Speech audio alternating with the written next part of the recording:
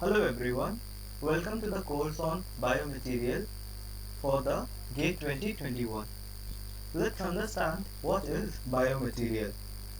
Biomaterial, any substance such as synthetic or any natural material. Synthetic materials are those materials which we can obtain from industries which are the human made. Whereas the natural material are those materials which can be obtained from the environment or which can be obtained closely from the environment. So, any substance, synthetic or natural, or combination of both natural as well as the synthetic, used for some time as a part of human system are termed as biomaterial. Biomaterials are any substance, synthetic or natural, or a combination of both and used for some time as a part of human system. These are basically used to replace the tissue, organ or any other function of the body. Let's understand one application where we can use the biomaterials. If we see biosensors, now these days what doctor prefers to have instrument, instead of having instrument, what they prefer to have the biosensors. What we do is we keep the biosensor inside our body and that biosensor act as to calculate some computations. What it does is it finds out the glucose present inside the body. So what does it mean? So just like we have the kidney, lungs or any other organ part, we have the biosensor. So biosensor is equivalent to the biomaterial. Let's understand another example, stainless steel. It is just a steel, but we can use it for the so many purposes.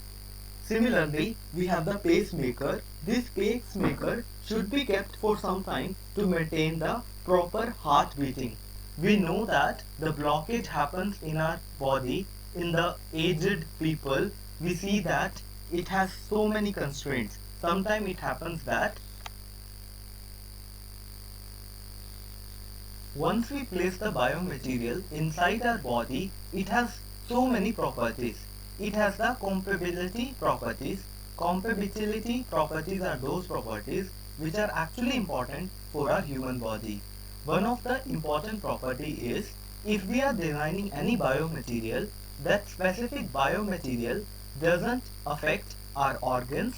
It makes sure that it doesn't disturb the functionality of our human body. If we look at the normal materials such as metals and non-metals, if we keep the metals, you take any metal, you take aluminium, any other metal, you take any substances, sulfur, copper, any substance, any other metal, non-metals, if we place them directly, what will happen that substance will react with some of the chemical reactions. So such instances may or may not happen. We have to make sure that environment should be clear and our biomaterial must have some good properties. For example, polylactic acid biomaterial. This is one of the approved biomaterial from the Drug Counselor of India. What happens is sometimes it harms the local tissue or cells near where the tissue is placed. And what is the main feature of this? It allows the urine to move nicely. So whatever we have discussed so far was related to what is biomaterial and a few examples which I explained. In the upcoming section, in the upcoming video, we will understand how long the biomaterial should be placed in our body. If I am going to design a biomaterial for my body, for how much time that biomaterial should be placed. Second thing, on which location, on which environment should it be placed on my right leg? Should it be placed on my left leg? Okay, so those questions will be answered in the upcoming section, and other things which we will be looking for the upcoming section is the functionality of the biomaterial. Few biomaterial has those properties in which where we require the movement, and in some of the biomaterial it doesn't require any movement. So those questions we will be looking in the next section.